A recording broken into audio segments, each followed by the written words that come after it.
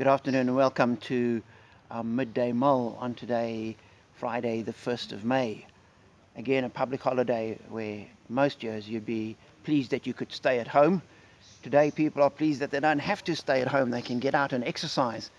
And this morning the streets past the church had lots of people walking their dogs and jogging and just getting out for some exercise. And they were all quite positive, and it was sort of optimistic. There's a new hope, almost a sign that this isn't what it's going to be like forever. We're moving forward. Things are going to change. Life will go on.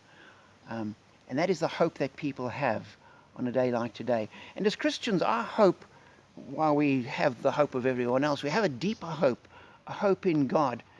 And reading in Hebrews, chapter 6, the writer says, "We have this hope as an anchor for the soul, firm and secure."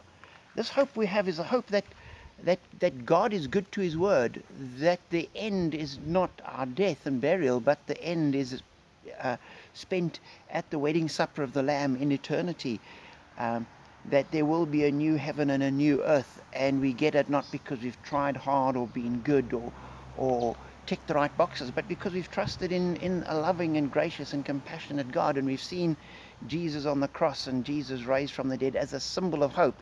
And this hope that we have, that this is our future. Our future isn't a box in the ground. Our future is an eternity in the presence of God. And we're told that this hope, it enters the inner sanctuary behind the curtain, where our forerunner Jesus has entered on our behalf. I've also been reading through Leviticus, Numbers in the mornings, and looking at all the rules that are set in place for the people around the tabernacle. Who may go in? Only the priesthood, and they have to have a special cleansing, they have to wear special clothes, and they may only go in if they've got sacrifices, and even then the holiest place may only be entered once a year. And so even though the tabernacle was in the middle of the camp, God was still remote, even in the midst of the people. And the good news that we have is that on Good Friday, the temple in the curtain in the temple was torn in two, and the way into the very presence of God was opened up. And no longer is God remote, but he is with us, and Jesus is our high priest, and he is like us in every way.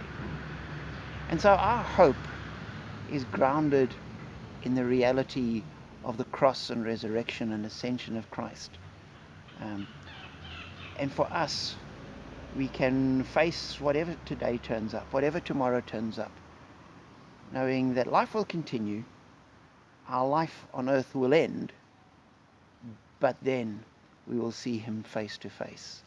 And it's not because of what we have done, but because of Christ. That is our hope and our glory.